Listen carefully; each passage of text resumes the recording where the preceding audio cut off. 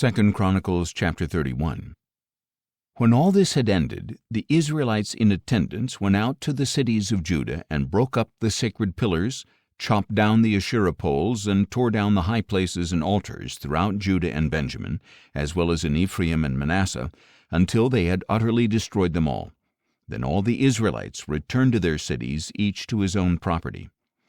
Hezekiah re-established the divisions of the priests and Levites, each of them according to their duties as priests or Levites, for the burnt offerings and peace offerings, for ministry, for giving thanks, and for singing praises at the gates of the Lord's dwelling.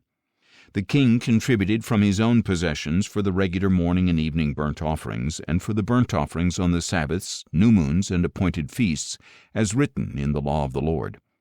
Moreover, he commanded the people living in Jerusalem to make a contribution for the priests and Levites so that they could devote themselves to the law of the Lord. As soon as the order went out, the Israelites generously provided the firstfruits of the grain, new wine, oil, and honey, and of all the produce of the field, and they brought in abundance, a tithe of everything. And the Israelites and Judahites who lived in the cities of Judah also brought a tithe of their herds and flocks, and a tithe of the holy things consecrated to the Lord their God, and they laid them in large heaps. In the 3rd month they began building up the heaps, and they finished in the 7th month. When Hezekiah and his officials came and viewed the heaps, they blessed the Lord and his people Israel. Then Hezekiah questioned the priests and Levites about the heaps, and Azariah, the chief priest of the household of Zadok, answered him, "Since the people began to bring their contributions into the house of the Lord, we have had enough to eat, and there is plenty left over, because the Lord has blessed his people. This great abundance is what is left over." Then Hezekiah commanded them to prepare storerooms in the house of the Lord, and they did so.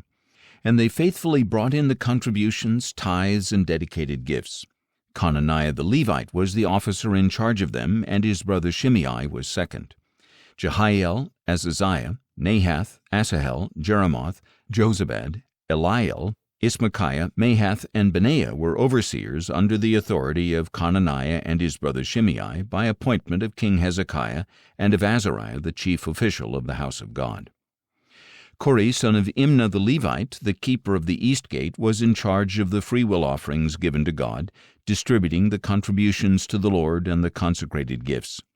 Under his authority, Eden, Miniamin, Jeshua, Shemaiah, Amariah, and Shechaniah faithfully distributed portions to their fellow priests in their cities, according to their divisions, old and young alike. In addition, they distributed portions to the males registered by genealogy who were 3 years of age or older, to all who would enter the house of the Lord for their daily duties for service in the responsibilities of their divisions, and to the priests enrolled according to their families in the genealogy, as well as to the Levites 20 years of age or older according to their duties and divisions.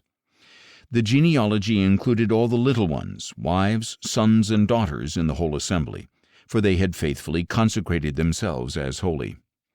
As for the priests, the descendants of Aaron, who lived on the farmlands around each of their cities or in any other city, men were designated by name to distribute a portion to every male among the priests and to every Levite listed by the genealogies. So this is what Hezekiah did throughout Judah.